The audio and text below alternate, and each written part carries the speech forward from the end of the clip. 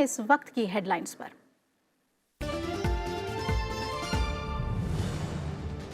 थोड़ी देर में स्वदेश पहुंचेंगे विंग कमांडर अभिनंदन। अटारी वाघा सीमा के रास्ते होगी अभिनंदन की वापसी। देश भर में जश्न का माहौल।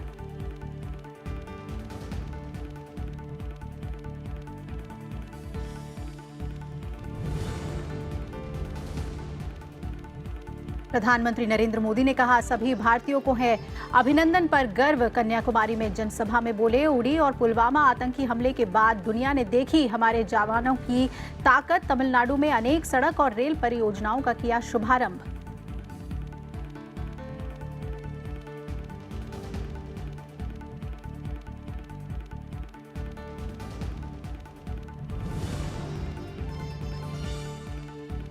जम्मू कश्मीर के कुपवाड़ा में मुठभेड़ में 5 जवान शहीद।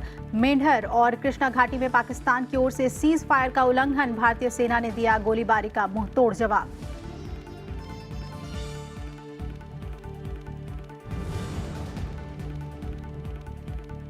किसी धर्म के नहीं, आतंकवाद के खिलाफ है लड़ाई। मुस्लिम देशों के समूह ओआईसी की बैठक में विदेश मंत्री सुषमा स्वराज का संबोधन। कहा, आतंकवाद का बढ़ता दायरा दुनिया के लिए बड़ा खतरा।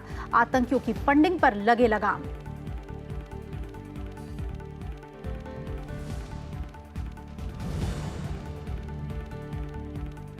और तय समय पर ही होंगे लोकसभा चुनाव। मुख्य निर्वाचन आयुक्त सुनील अरोड़ा का बयान। कहा, सभी 1,63,331 पोलिंग बूथों पर होगा वीवीपैट का इस्तेमाल। आम चुनाव में पहली बार सी विजिल होगा मोबाइल ऐप का उपयोग।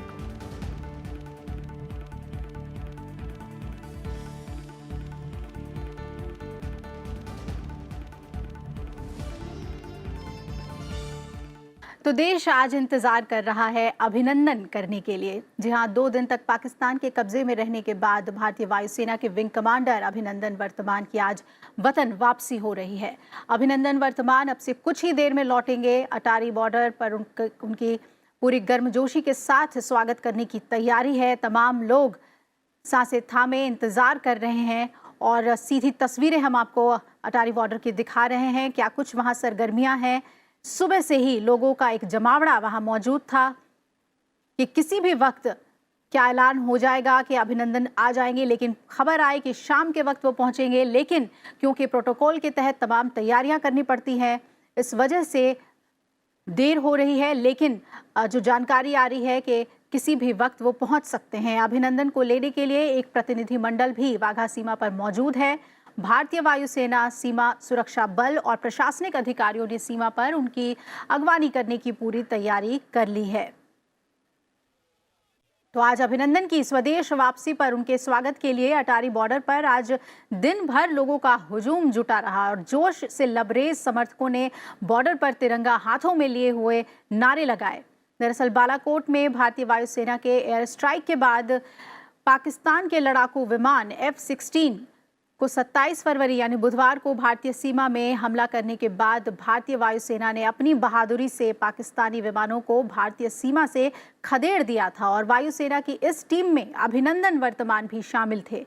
लेकिन इस दौरान उनका मिग लड़ाकू विमान क्रैश हो गया और अभिनंदन पैराशूट से उतरते वक्त पाकिस्तानी सीमा में लैंड कर गए और इसके बाद उन्हें पाकिस्तानी सेना ने हिरासत में लिया। दुश्मन की कस्टडी में होने के बावजूद भी हमारे विंग कमांडर अभिनंदन ने जिस साहस और जज्बे को दिखाया है, आज उसे पूरा देश सलाम कर रहा है और इंतजार कर रहा है उनके अपनी सरजमी पर लौटने की।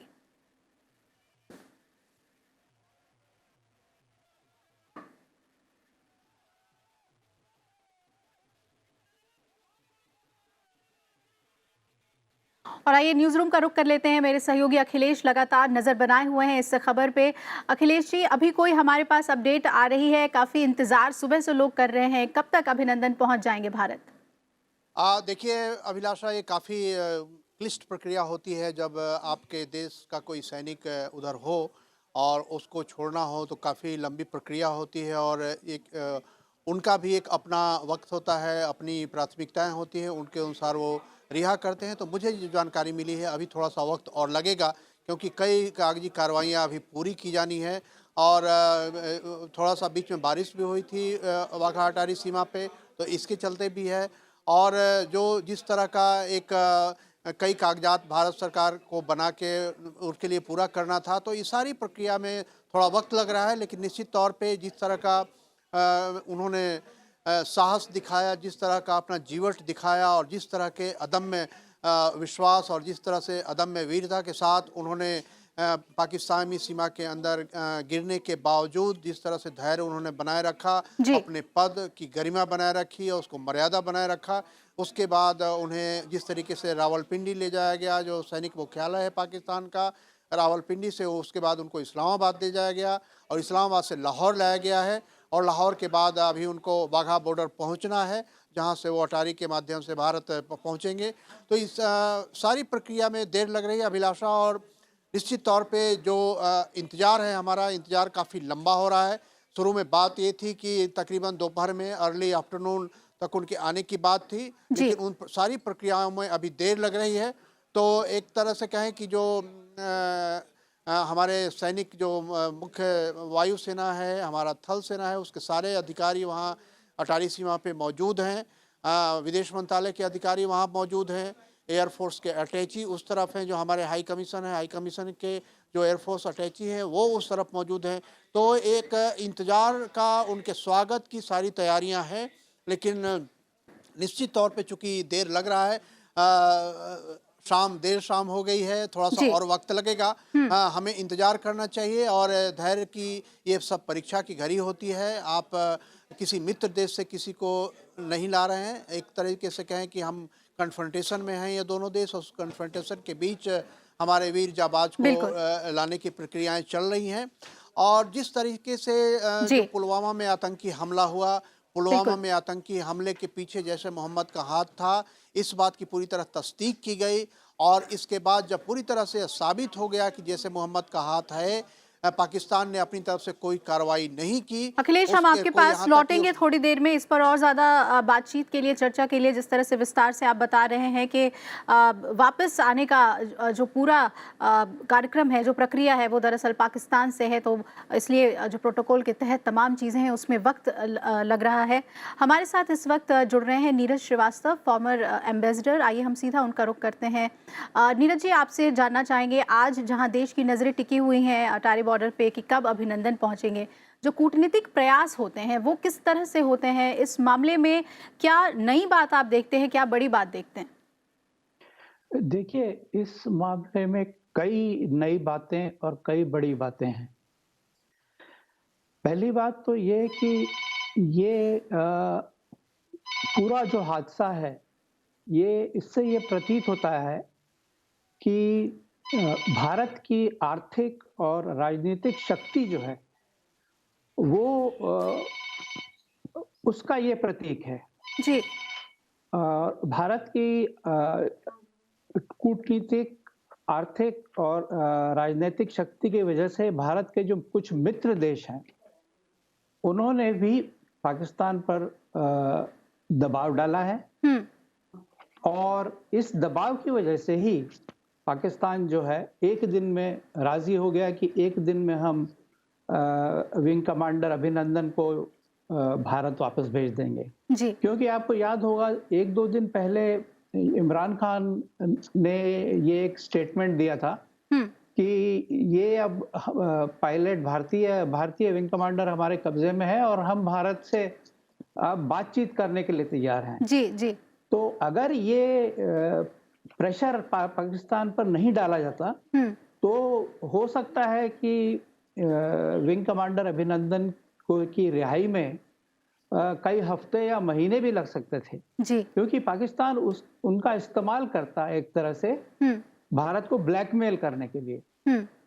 अब लेकिन वो नहीं हुआ कुछ एकदम अलग, जो कि पहले कभी भी नहीं हुआ है। जी। और उसकी वजह है कि भारत के मित्र देश जैसे Saudi Arabia, United Arab Emirates और अमेरिका, इन्होंने एक बड़ी अहम भूमिका निभाई है पाकिस्तान के ऊपर ये प्रेशर डालने के लिए कि इसे तुरंत रिहा किया जाए और ये सिचुएशन में जो टेंशन बहुत बढ़ गया था, जी, उसको टेंशन को कम किया जाए। तो ये प्रेशर इसलिए असरदार हुआ क्योंकि देखिए पाकिस्तान की आर्थिक स्थिति इस वक्त बहुत खराब है। जी। और उसे तेल और पैसा और इस तरह की मदद जो है वो सऊदी अरेबिया और यूनाइटेड अरब अमीरेट से मिलती है, हुँ। और भी देशों से मिलती है, लेकिन ये बहुत अहम देश हैं।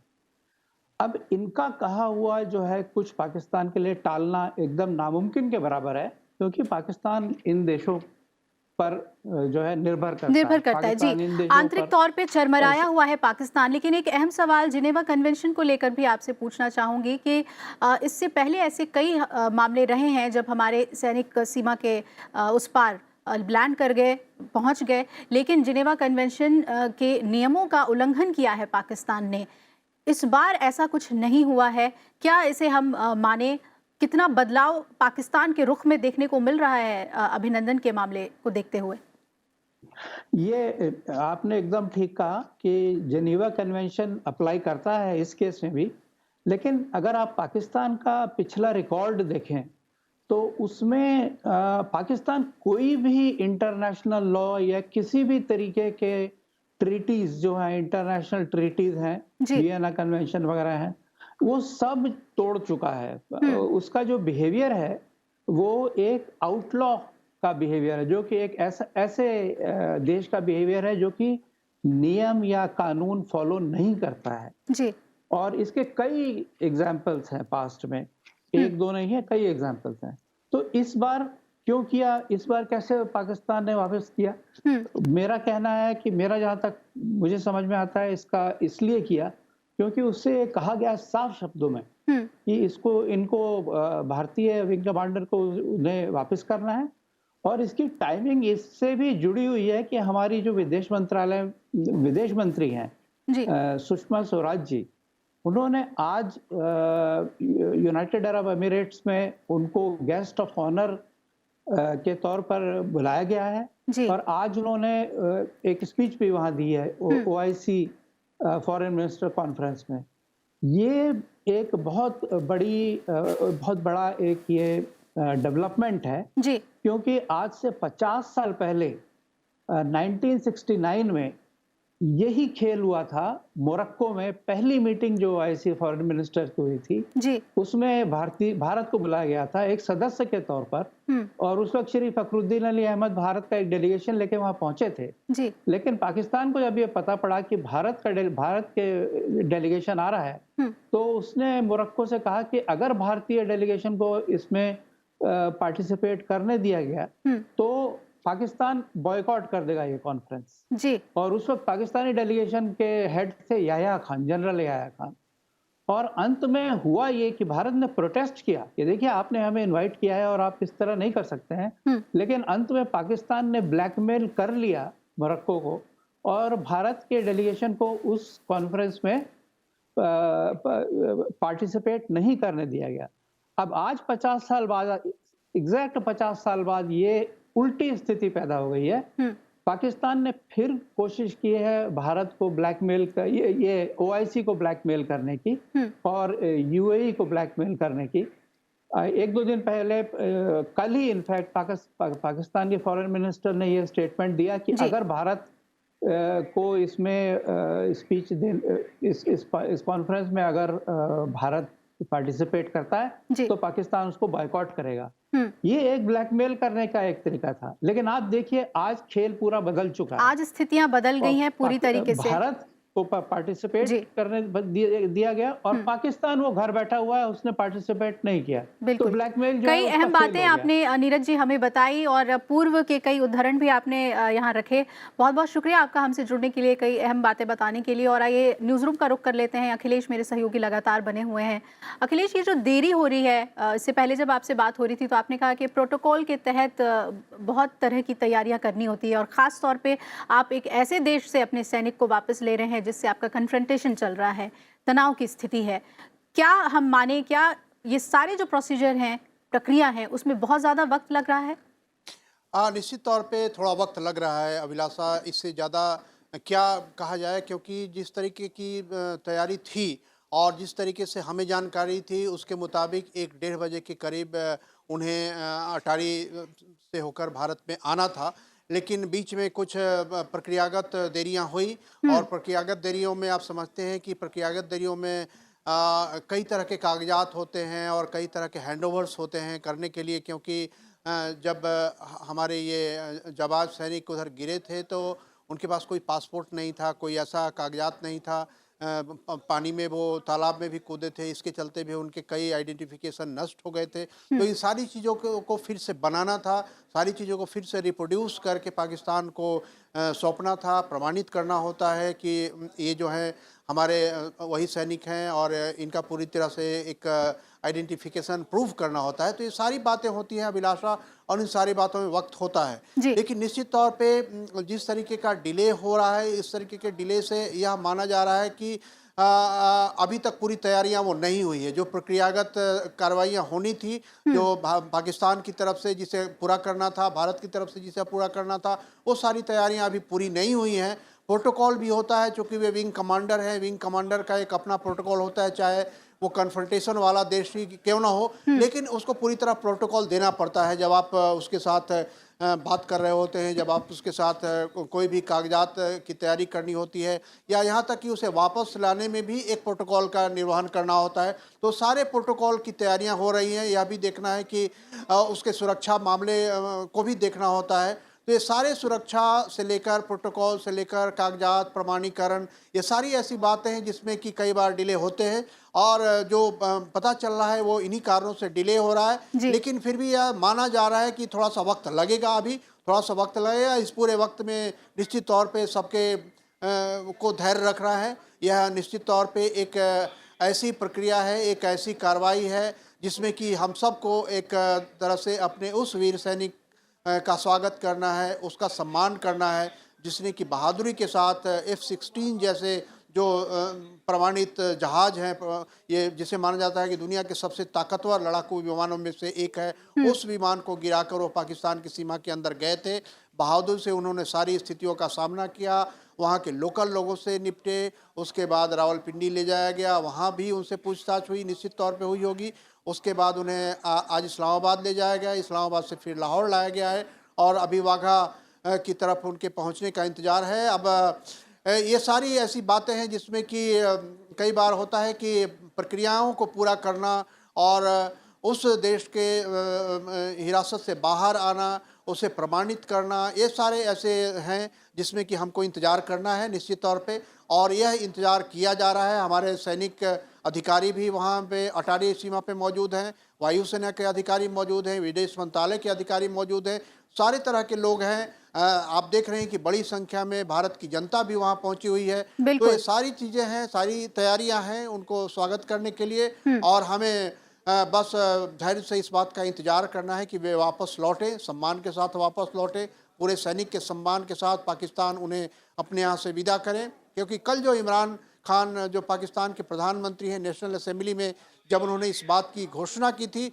तो उन्होंने इस बात को कहा था कि वो पायलट जो हैं उनको हम लौटा रहे हैं, कल हम लौटा रहे हैं। तो वो जो होता है कि वॉक द टॉक करना है, और वो एक तरीके से उन्होंने कहा था कि शांति के लिए, शांति स्थापित करने के लिए हम पायलट को लौटा रहे हैं। तो यह उनकी एक बात है, उनकी इस बात का को पूरा करना है आज।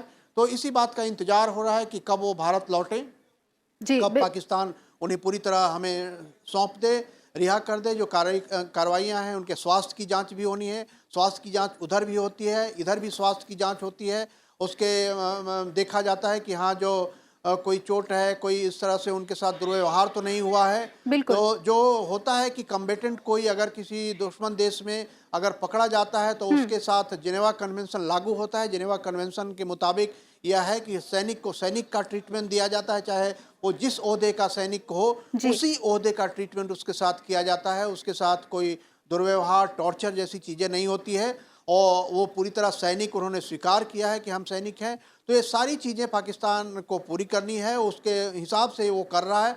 और ये जो हमें मिला है, आश्वासन मिला है पाकिस्तान की तरफ से, उसके मुताबिक अभी थोड़ी देर में हमको वो विंग कमांडर अभिनंदन हमें सौंपे जाएंगे। सभी लोग इंतजार कर रहे हैं, और जिस तरह का माहौल बना था पुलवामा में आतंकी हमले के बाद, उस पूरे माहौल के बाद जो स्थितियां बनी थी कि पाकिस्तान ने इस घटना की कोई निंदा भी नहीं की, न स्वीकार किया कि पाकिस्तान की तरफ से कोई आतंकवादी उसमें शरीक था। उन्होंने मांग की कि प्रमाण दिया जाए हमें। प्रमाण भी उन्हें सौंप दिया गया है। एक्टिंग जो हाई कमिश्नर है पाकिस्तान के दिल्ली स्थित, उन्हें वो सारा आरोप पत्र प्रमाण के साथ दिया गया है, उस पर भी कार्रवाई करनी है।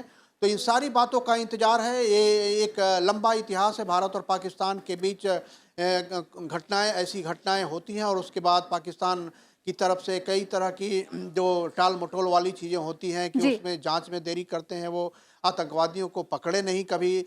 जैसे मोहम्मद पे प्रतिबंध लगाने की भी बात है, उसके जो सरगना हैं मौलाना मसूद अजहर, उन पर प्रतिबंध लगाने की बात है। इस बात पर लगातार पाकिस्तान आनाकानी करता है, लेकिन आज पाकिस्तान के जो विदेश मंत्री हैं, पाकिस्तान के विदेश मंत्री ने स्वीकार किया कि मसूद अजहर वहीं पाकिस्तान में हैं और जब पाकिस्तान में हैं तो उनके खिलाफ कार्रवाई होनी चाहिए इतने बड़े आतंकवादी हमले के बाद।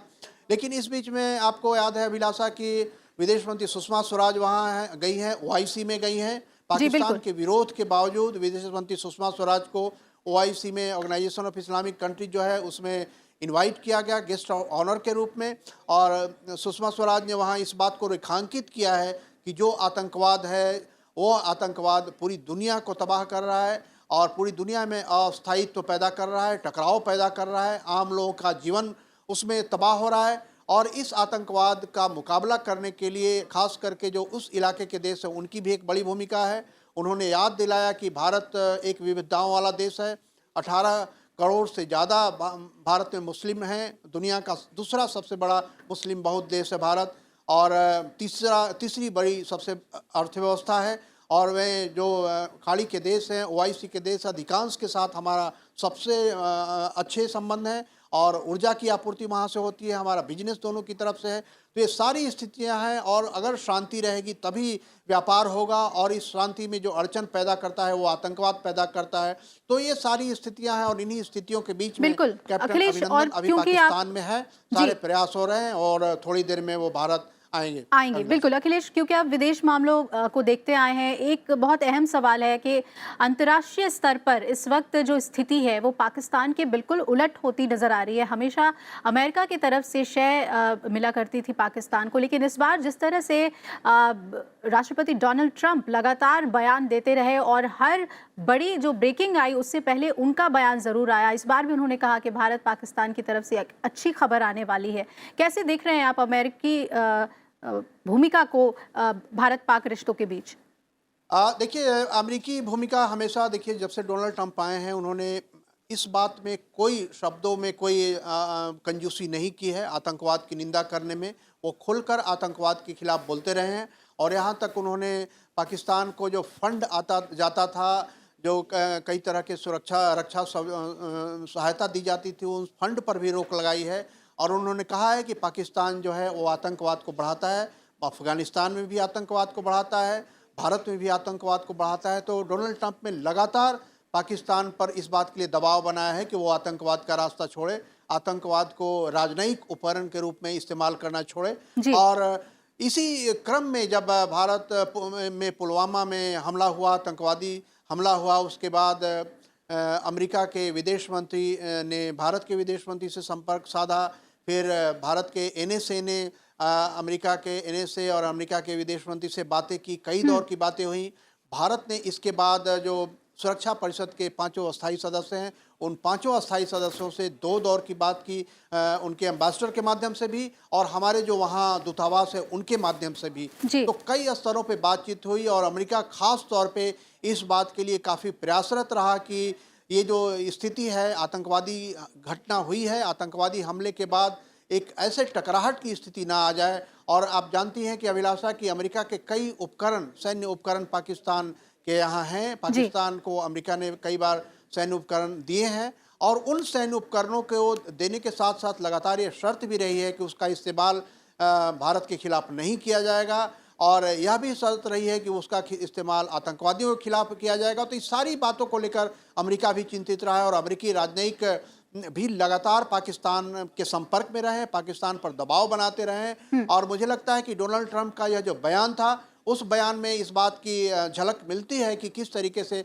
अमेरिका का पूरा प्रशासन पाकिस्तान के संपर्क में है, पाकिस्तान पे दबाव बना रहा है कि कोई इस तरह की घटना ना हो, अप्रिय घटना ना हो, ताकि यहाँ एकदम तनातनी की तनाव की स्थिति बनी रहे। तो इसलिए डोनाल्ड ट्रंप का यह बयान है और जो विदेश मंत्रालय के अधिकारियों का कहना है कि ये एक स्वागतपूर्ण बयान है, लेकिन उनका अपना इनिशिएटिव है। इसमें यह नहीं माना जाना चाहिए कि कोई मध्यस्थता की स्थिति है। जी। सारे देशों से भारत ने बात की है और सारे देश अपनी अपनी तरफ से पाकिस्तान से संपर्क बनाए हुए हैं। पाकिस्तान पे उन्होंने दबाव भी बनाया है। भारत ने छोटे से लेकर बड़े देशों तक अपनी बात पहुंचाई है पुलवामा आतंकी हमले के बारे में, और उसके बाद जो जैसे मोहम्मद के ठिकाने पर भारत ने नष्ट करने की कार्रवाई की उसके बारे में भी भारत ने सभी देशों को अवगत करा रखा है। जी। और अधिकांश देशों से इस बात के बयान आए हैं कि भारत को अपनी सुरक्षा का अधिकार है, और लोगों ने यहाँ तक कहा है कि भाई ये किसी एक देश का प्रिविलेज नहीं है कि अपने खिलाफ होने वाले आतंकवाद को रोकने के लिए वो कार्रवाई करे। ये सभी देशों का अधिकार है अपनी सुरक्षा करने का। अगर प्रीएम्प्टिव स्ट्राइक की थ्योरी कभी चली है दुनिया में तो भारत को भी है। तो इन सारी बातों को लेकर मुझे लगता है कि राजनयिक दबाव बना है, और उसमें अमेरिका, चूंकि अमेरिका का एक पुराना संबंध रहा है पाकिस्तान के साथ, तो उसके तहत, संपर्क के तहत अमेरिका ने भी पाकिस्तान पर दबाव बनाया है। अभिलाषा जी बिल्कुल। और पाकिस्तान की अगर हम बात करें, कल जो हमारे तीनों सेना अध्यक्षों जो प्रेस कॉन्फ्रेंस हुई कल तीनों सेना की ओर से, उसका मैं यहाँ पे जिक्र करना चाहूँगी कि जो एक एक करके उन्होंने वहाँ साक्ष्य रखे और कहा कि झूठ पे झूठ पाकिस्तान बोल रहा है, वो मैं आपसे समझना चाहूँगी कि क्या इस वक्त स्थिति पाकिस्तान में ये है कि पाकिस्तानी सेना हाथ में नहीं है सरकार के, और इमरान खान जो बोल रहे हैं और सेना जो कर रही है उसमें सीधे तौर पे फर्क देखने को मिल रहा है? निश्चित तौर पे देखिए, जो नेशनल असेंबली की ज्वाइंट बैठक वहाँ चल रही थी, और नेशनल असेंबली में भी जिस तरह की तकरीरें आ रही थी इस बात के कि टकराव को ना बढ़ाया जाए, और यहाँ तक कि कई चीज़ें ऐसी आई कि वहाँ के जनता के भी कुछ तबकों ने अपने जो अभिनंदन हैं उनको रिहा करने की मांग की। तो पाकिस्तान में भी दोनों तरह की बातें हैं। एक जो सिविलियन प्रशासन है, वो चूँकि सिविलियन प्रशासन को सिविलियन के हिसाब से एक्ट करना पड़ता है, और आप जानती हैं कि सेना का दबदबा वहाँ के सिविलियन सरकार पे ज़्यादा रहता है, और कई बार जो रणनीतिक मामले होते हैं उसमें सेना की भूमिका ज़्यादा महत्वपूर्ण होती है। तो ये सारी स्थितियाँ पाकिस्तान के कुछ अजीब तरह हैं, दुनिया में कहें कि उस तरह से अजीब तरह हैं, और उसी अजीब उलझन में पाकिस्तान लगातार फंसा रहता है। और उसी में आपने जो सुना कि जिस तरीके से पाकिस्तान ने पहले ये सूचना दी अपने प्रधानमंत्री को कि 2 पायलट पकड़े हैं, उसके बाद फिर बाद में जब ये हुआ कि नहीं, वो 2 पायलट नहीं, भारत का एक ही पायलट था, उसके बाद 2 विमान उन्होंने कहे, जबकि उनका अपना एक विमान क्षतिग्रस्त हुआ था। तो ये सारी बातें हैं। अब वो भी अपने प्रधानमंत्री को ठीक से सूचना नहीं दे रहे हैं, यही माना जाए। लेकिन अंत में जब ये हुआ कि तस्दीक ये हुई कि एक पायलट पकड़ा गया है, एक पायलट पकड़ा गया है, जब इमरान खान जो पाकिस्तान के प्रधानमंत्री, उन्हें जब यह पता चला तो उन्होंने कल नेशनल असेंबली में घोषणा की कि एक पायलट जो हमारे कब्जे में है उसको हम कल रिहा करेंगे। उसके अलावा जो एक सबसे महत्वपूर्ण बात अभिलाषा आपने पूछी कि जो साक्ष्य रखे गए, वो जो F-16 विमान की बात है, पाकिस्तान को F-16 विमान अमेरिका ने दिए थे, और पाकिस्तान को F-16 विमान अमेरिका ने शर्तों के साथ, उसका एक प्रोटोकॉल होता है। F-16 समझते हैं कि अमेरिका के सबसे जो उच्चतम तकनीक वाले विमान है उनमें आता है, और जिस समय पाकिस्तान को ये दिए गए थे उस समय एक प्रोटोकॉल था कि आप उसका इस्तेमाल हमारे परमिशन के बजाय नहीं करेंगे। मतलब आपको किसी अन्य देश के साथ खिलाफ अगर इसका इस्तेमाल करना है तो आपको हमसे परमिशन लेना पड़ेगा, ये प्रोटोकॉल में है। आतंकवादियों के खिलाफ कार्रवाई करने में उन्हें छूट थी, अपने देश के अंदर जो आतंकवादी हैं उनके खिलाफ उनके कार्रवाई करने में F-16 का उपयोग कर सकते हैं। लेकिन इसीलिए पाकिस्तान इस बात को लगातार बोल रहा था कि F-16 का हमने उपयोग नहीं किया। जब भारत से कई तरह से बातें चली, भारत के कुछ लोगों ने कहा कि F-16 को गिराया गया है, तो पाकिस्तान ने कहा कि हमने तो F-16 यूज ही नहीं किया, इसीलिए वो नकार रहे थे। इसीलिए जब वहाँ के मिसाइल के कुछ टुकड़े मिले रजौरी सेक्टर में, वो मिसाइल के टुकड़ों की जब जांच की गई तो उससे पता चला कि ये जो मिसाइल है, इस खास तरह का एमराम मिसाइल है, एमराम मिसाइल F-16 विमानों के साथ ही अटैच हो सकते हैं, किसी अन्य विमान के साथ अटैच नहीं हो सकते। जी, तो इस तरह से इस बात के पुख्ता प्रमाण हो गए को जो विमान उपयोग किया गया भारत के सैनिक ठिकानों को निशाना बनाने के लिए, वो विमान F-16 थे। तो ये एक बहुत बड़ी बात है, खास करके अमेरिका के लिए भी चिंता करने की बात है कि जिन शर्तों पर उन्होंने पाकिस्तान को ये विमान सौंपे थे, उन शर्तों का उल्लंघन किया है पाकिस्तान ने।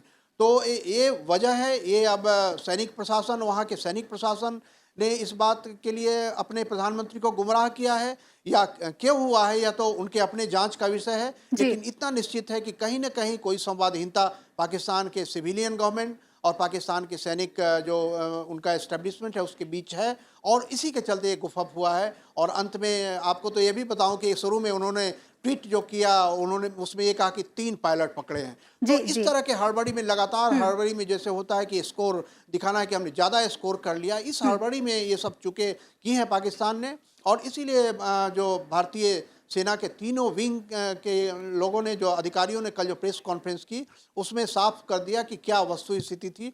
और इस वस्तु स्थिति को उन्होंने कह के इन्होंने एक तरीके से कहें कि भारत के लोगों को भी पूरी तरह से बताया कि क्या वहाँ हुआ है, और पूरी दुनिया को भी यह बताया कि क्या वहाँ हुआ है। तो इसीलिए कल का प्रेस कॉन्फ्रेंस किया गया था अभिलाषा। जी, बिल्कुल अखिलेश। और आज की अगर हम बात करें तो एक बड़ा ही शर्मनाक बयान इसे हम कह सकते हैं जो शाह महमूद कुरैशी पाकिस्तानी विदेश मंत्री का आया है। उन्होंने कहा कि मौलाना मसूद अजहर है पाकिस्तान में लेकिन बीमार है, लेकिन हम अरेस्ट तभी करेंगे जब भारत हमें पुख्ता सबूत दे जो कि हमारे कोर्ट में एक्सेप्टेबल होगा। तो ये बयान जब आप सीधे तौर पर कह रहे हैं और आपके खिलाफ जो डोजियर है वो अलग अलग देशों को भारत ने मुहैया करा दिया है, तो किस बिना पर इस तरह के बयान पाकिस्तानी विदेश मंत्री दे रहे हैं, ये भी बड़ा सवाल है।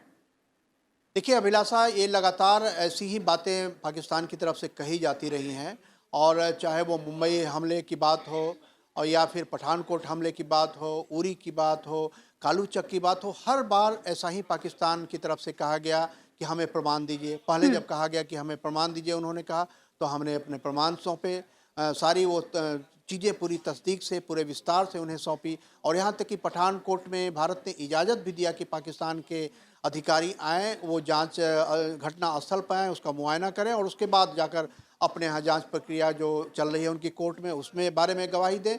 लेकिन वो सारी बातें करने के बावजूद पाकिस्तान हमेशा मुकरता रहा है कि आपने जो प्रमाण दिए हैं वो कोर्ट में इस्टेब्लिश करने लायक नहीं है। लेकिन एक चीज़ ये होती है कि आपको उन प्रमाणों के आधार पे आपको अपने यहाँ भी प्रमाण जुटाने पड़ते हैं। उसकी जो तार बिछे हुए होते हैं पाकिस्तान में, उनको भी उन्हें स्ट्रेच करना होता है, जो उनके प्रोसिक्यूशन एजेंसी होती है, उनके प्रोसिक्यूशन एजेंसी का भी काम होता है, जिसे वे नहीं करते हैं। जी। तो इस तरीके से पाकिस्तान के अंदर से जो एक बार बार बात आती है कि कोर्ट में इस्टेब्लिश करने लायक प्रमाण होना चाहिए, तो भारत के पास जो भी प्रमाण निकले, यहाँ तक कि टेलीफोन नंबर, पता, सारी चीज़ें, ठिकाने, सारी चीज़ों की जानकारियाँ दी गई, फ़ोटो दिए गए, वीडियो की क्लिपिंग्स दी गई, बयान दिए गए।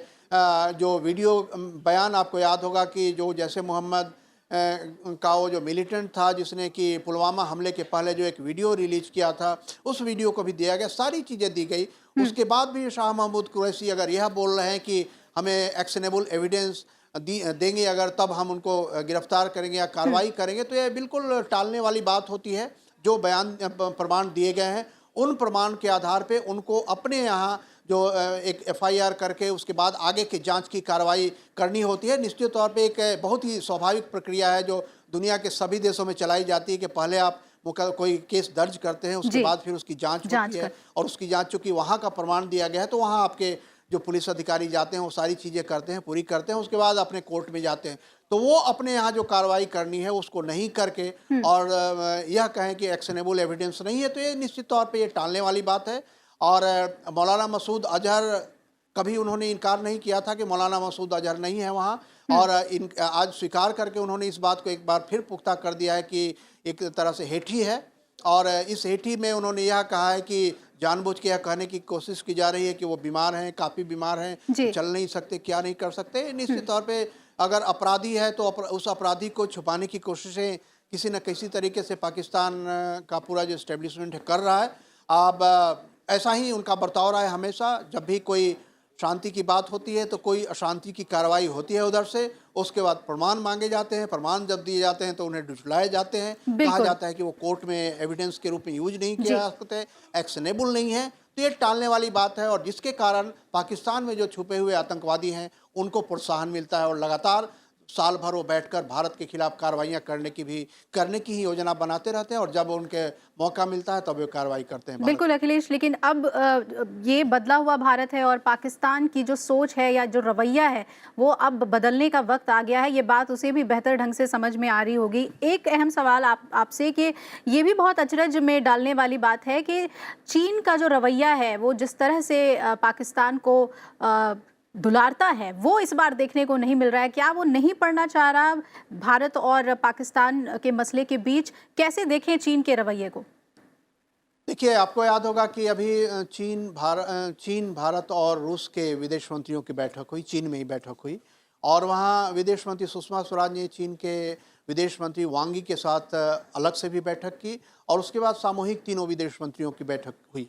और उन विदेश मंत्रियों की बैठक में विदेश मंत्री सुषमा स्वराज ने खास तौर पे पुलवामा हमले की पूरी जानकारी दी उन्हें। उसके बाद जो भारत ने जैसे मोहम्मद के आतंकवादी ठिकाने को नष्ट करने की कार्रवाई की उसकी जानकारी दी, और इन सारे बातों से उन्होंने चीन और रूस के विदेश मंत्रियों को विश्वास में लेने का प्रयास किया। हालांकि उसके पहले भी चीन के राजदूत को यहाँ बुलाकर विदेश सचिव विजय गोखले ने पूरी जानकारी दी थी। उसके बाद फिर से दोबारा विदेश सचिव ने उनको पूरी जानकारी दी। तो चीन के मामले में हमेशा एक थोड़ा सा मामला रहता है भारत का, क्योंकि चीन ने बहुत भारी इन्वेस्टमेंट किया है पाकिस्तान के अंदर, और उस भारी इन्वेस्टमेंट को बचाने के लिए वो चाहते हैं कि किसी न किसी तरीके से पाकिस्तान को बहलाए फुसलाए रखा जाए। लेकिन इसके अलावा चीन की अपनी रणनीतिक एक सोच भी है भारत के मामले में। तो इन सारी चीज़ों को लेकर अभी तक वो जैसे मोहम्मद के खिलाफ सुरक्षा परिषद में कोई उसके सरगने के खिलाफ कोई कार्रवाई नहीं होने दिया है। लेकिन इस बार जरूर थोड़ी सी तस्वीर बदली हुई है। जो मुझे पता चला कि जब पाकिस्तान के विदेश मंत्री शाह महमूद कुरैशी ने चीन के विदेश मंत्री वांग यी को फ़ोन किया, तो वांग यी ने इस बात को उन्हें याद दे रहा है कि किसी भी देश की टेरिटोरियल इंटीग्रिटी जो होती है, जो एक क्षेत्रीय संप्रभुता होती है, उस संप्रभुता का सम्मान करना चाहिए। तो एक तरह से चीन ने संकेत दिया है पाकिस्तान को कि स्थितियां बिल्कुल वैसी ही नहीं रहेंगी जैसा पहले थी, क्योंकि चीन भी आतंकवाद से पीड़ित हो रहा है, और चीन को इस बात का पूरा पता है कि अगर पाकिस्तान में आतंकवादी इसी तरह से पलते बढ़ते रहेंगे तो चीन के निवेश पर भी उसका असर पड़ेगा, और चीन का निवेश भी वहाँ सुरक्षित नहीं रहेगा। और चीन के थोड़े से बदले हुए रवैये में आपने देखा कि FATF में पिछली बार पाकिस्तान को ग्रे लिस्ट में डालने की बात हुई। उस समय पहली बार जब बात हुई पाकिस्तान को ग्रे लिस्ट में डाला गया, उस समय जो मुझे भारत के जो अधिकारी गए थे उस FATF में भाग लेने, उन्होंने बताया कि चीन ने उसका कोई विरोध नहीं किया। मतलब FATF के ग्रे लिस्ट में डालने का उन्होंने विरोध नहीं किया। FATF के ग्रे लिस्ट में पाकिस्तान को डाल दिया गया। उसका मतलब ये होता है कि आपको कुछ दिन FATF की निगरानी में रखा जाएगा कि आप आतंकवादियों को वित्तीय पोषण कर रहे हैं कि नहीं कर रहे हैं, उसे किसी तरह की मदद पहुंचा रहे हैं कि नहीं। उसके बाद 6 महीने के बाद फिर FATF की अभी हाल में बैठक हुई, उसमें भी फिर से जांच किया गया। उसमें भी पाया गया कि नहीं, पाकिस्तान को जो करना था उसने नहीं किया है। इस बार भी चीन ने पाकिस्तान का समर्थन नहीं किया। तो एक तरीके से कहें कि चीन के रवैये में भी थोड़ा सा बदलाव है। भारत लगातार हमेशा यही कोशिश करता है कि चीन को विश्वास में ले, उन्हें यह बताए कि आतंकवाद आपके हित में नहीं है। जिस तरह से अमेरिका ने एक समय पाकिस्तान को समर्थन दिया था और अमेरिका को खुद चोट खानी पड़ी, वर्ल्ड ट्रेड टावर पे हमला हुआ आतंकवादियों द्वारा, तो उस तरह से चीन जिस तरीके से नजदीक जा रहा है तो उनको भी कभी न कभी हो सकता है चोट खानी पड़े, क्योंकि आतंकवादियों को निवेश से डर लगता है, आतंकवादियों को विकास से डर लगता है। और अगर पाकिस्तान में विकास होगा, पाकिस्तान का जो माइंडसेट है, पाकिस्तान का अगर जो मिडिल क्लास है, लेबर क्लास है, उन सारे लोगों के अंदर ये धारणा बैठेगी कि हमको विकास के रास्ते पर जाना है, तो आतंकवादियों के लिए मुश्किल होता है। इसीलिए वे किसी भी ऐसी चीज़ को नहीं आने देना चाहते। तो मुझे लगता है कि चीन को भी इस बात पे शंका होनी शुरू हुई है। इसमें थोड़ा वक्त लग सकता है जो स्थितियां हैं, लेकिन निश्चित तौर पे चीन का बर्ताव इस बार थोड़ा सा बदला हुआ जरूर है, अभिलाषा। जी बिल्कुल, और जैसा कि आप समझा रहे हैं तो ये साफ तौर पे अब बात समझ में आ रही है कि पुलवामा अटैक की जो असर है वो दुनिया भर में बहुत ही गंभीर तौर पे दुनिया ने इसे लिया है, और इसका फ़ायदा भारत को मिलना ही चाहिए। जो बात हम इतने दिनों से कहते आ रहे हैं, पाकिस्तान के खिलाफ जो सबूत देते आ रहे हैं, अब ये वक्त आ गया है कि दुनिया उसे माने। तस्वीर हम आपको सीधे दिखा रहे हैं अटारी बॉर्डर की, वहाँ पर अभी भी इंतज़ार कर रहे हैं लोग। अखिलेश, क्या माना जाए, अगर लाहौर पहुँच चुके होंगे अभिनंदन, और वहाँ से 23 किलोमीटर का रास्ता है वाघा बॉर्डर का। अगर इतना वक्त लग रहा है तो क्या पाकिस्तान सरकार या जो वहाँ के सैनिक हैं, सेना है, वो ये सोच रहे हैं कि थोड़ा भारत में वहाँ भीड़ कम हो जाए तब अभिनंदन को लेकर आए? थोड़े सकुचा रहे हैं क्या? कैसे देखें अभी इस स्थिति को? निश्चित तौर पे देखिए, लाहौर से जो वाघा सीमा की जो दूरी है बहुत ज़्यादा नहीं है, और जैसा कि आपने बताया तो अब मामला फंसता है औपचारिकताओं में, मामला फंसता है प्रोटोकॉल को सुनिश्चित करने में, मामला इसमें भी फंसता है कि जिस को उन्हें रिहा करना है वह भी पूरी तरह सुरक्षित भारत पहुंचे, उसके स्वास्थ्य की भी पूरी देखभाल की जाती रहे। ये सारे ऐसे मामले हैं जिसमें कि मुझे लगता है कि विलम्ब हो रहा है। मैं भी लगातार विदेश मंत्रालय के संपर्क में हूँ और लगातार उनकी तरफ से जो इनपुट आ रहा है उस इनपुट के मुताबिक अभी थोड़ा सा विलम्ब और हो सकता है। निश्चित तौर पे ये कोई मित्र देश का मामला नहीं है अभिलाषा, ये आप समझ लीजिए कि ये एक ऐसे देश का है जिसको कहते हैं कि आप बाघ के मुंह से उसका निवाला निकाल रहे हैं, इस तरह की स्थितियां हैं। तो इसमें निश्चित तौर पे हमें बिना उत्तेजित हुए बहुत ही धैर्य के साथ उस स्थिति का इंतजार करना है ताकि जो हमारा जाबाज है अभिनंदन वो पूरी तरह सुरक्षित वापस लौटे।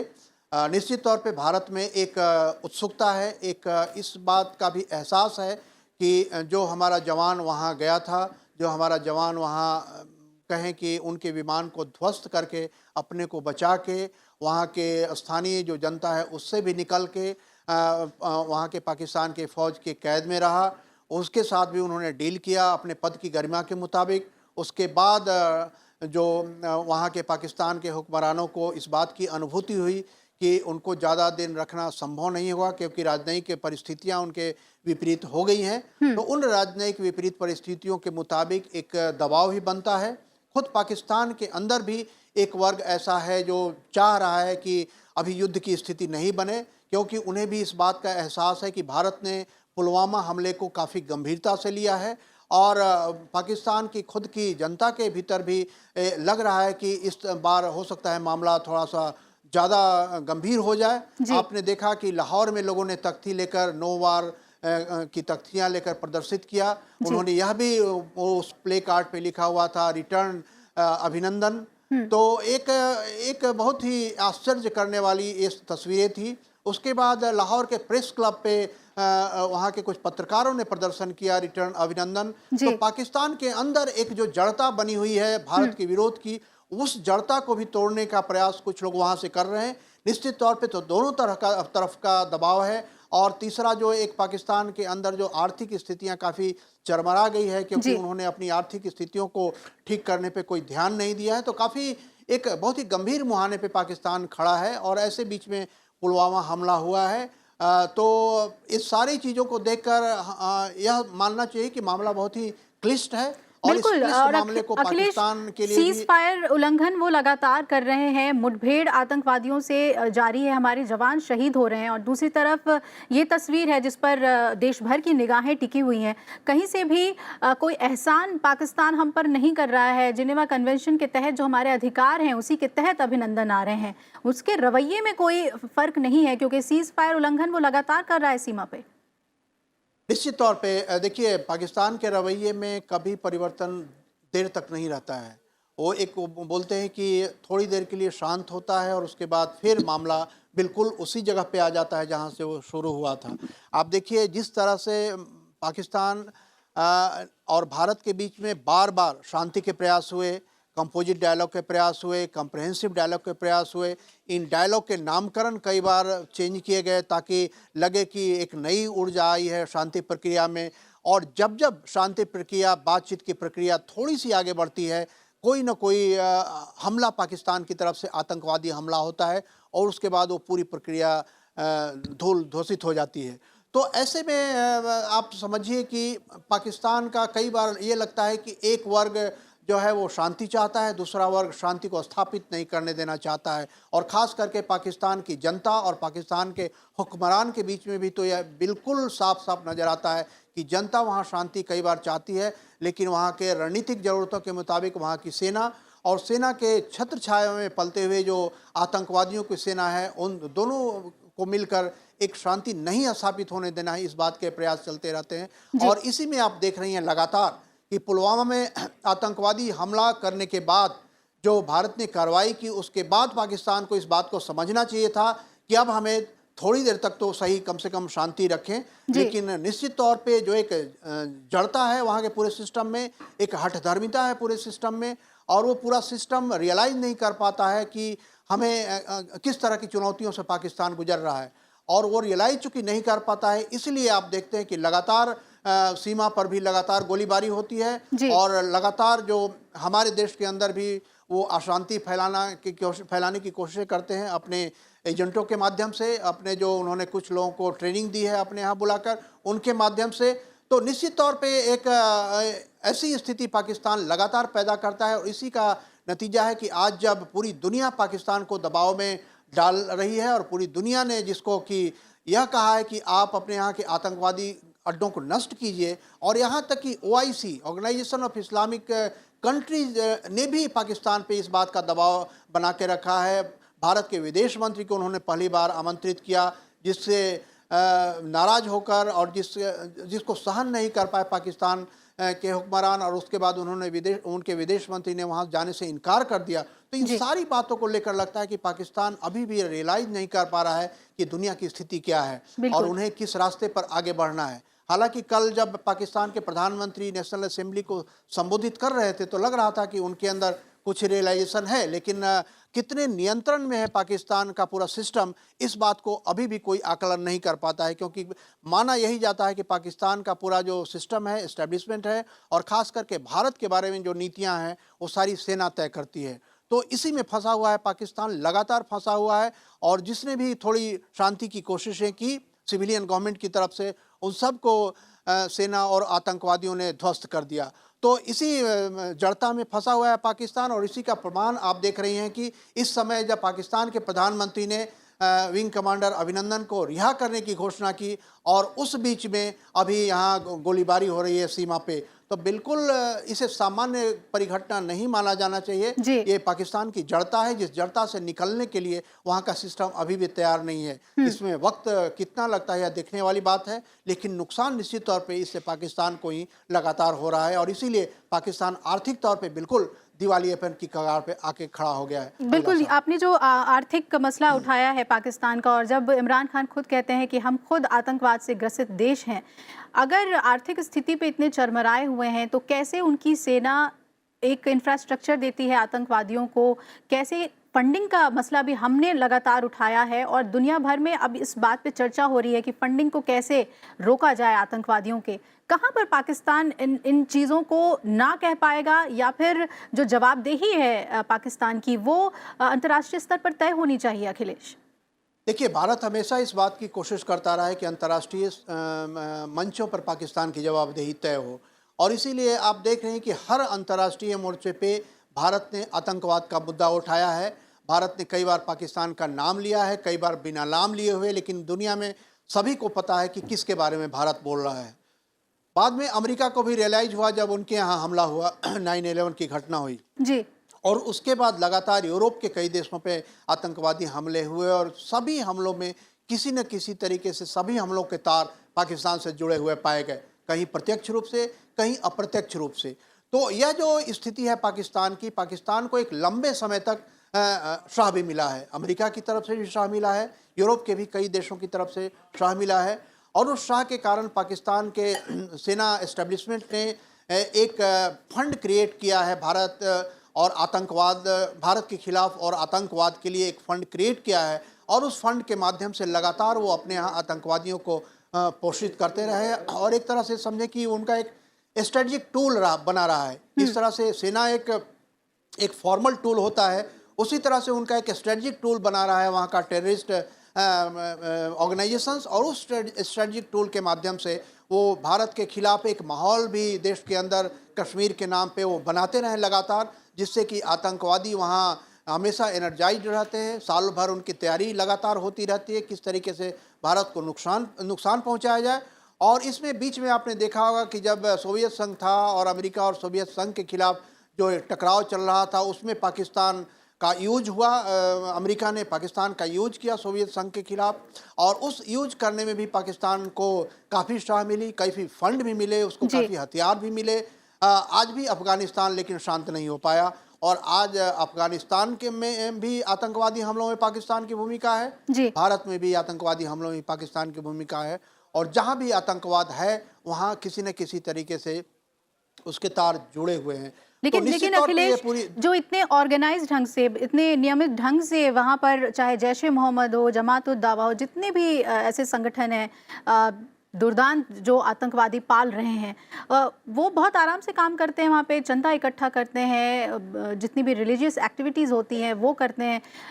कैसे ये सपोर्ट कहाँ से मिल रहा है उन्हें? अगर वहाँ की आवाम नहीं इसे पसंद करती तो ये सरकार की जवाबदेही है कि वो इसे तय करें। देखिए, सरकार की जवाबदेही निश्चित तौर पे होती है कि अपने यहाँ जो लोगों के लिए शांति और विकास के सुविधाएं मुहैया की जाए, उसके लिए एक इंफ्रास्ट्रक्चर तैयार की जाए। लेकिन पाकिस्तान का इसी तरह से ग्रोथ एंड डेवलपमेंट हुआ कि उन्होंने अपने यहाँ के लोगों को न्याय देने की कोशिश नहीं की, और उन्होंने हमेशा एक एंटी इंडिया कॉम्प्लेक्स क्रिएट किया, और उस एंटी इंडिया कॉम्प्लेक्स क्रिएट करने के दौरान उन्होंने एक मोहरा बनाया वहाँ के आम भोली भाली जनता को। हर देश में जो गरीब जनता होती है वो भोली भाली होती है और कई बार वो भावनाओं में बहती है। उन्होंने पाकिस्तान की भी जनता को भावनाओं में बहाया, एक भारत के खिलाफ एक जुनून पैदा किया है, और उन्होंने कश्मीर के मामले में भी एक जुनून पैदा किया है। तो इसलिए बार बार वो कश्मीर का नाम लेकर और जिस तरीके से आप जानती हैं कि पूरी तरह कट्टरपंथ को बढ़ावा देने में भी वहाँ के कुछ संगठन लगे रहते हैं, तो धर्म और भारत विरोध, इन सारी चीज़ों को लेकर एक जुनून पैदा करने में लगातार वहाँ का जो एस्टेब्लिशमेंट है, वहाँ का जो सेना है ख़ास तौर पे, वो लगी रहती है। और इसमें निश्चित तौर पे जनता का एक तबका भी उन्हें समर्थन दे देता है, और लेकिन एक वहाँ के पाकिस्तान की जनता का एक ऐसा तबका भी है जो इस बातों को पसंद नहीं करता है। मुझे भी एक बार जाने का वहाँ मौका मिला है, और मुझे यह महसूस हुआ है कि पाकिस्तान की जनता का एक वर्ग यह मानता है कि हमने भारत का विरोध करके काफ़ी कुछ खोया है।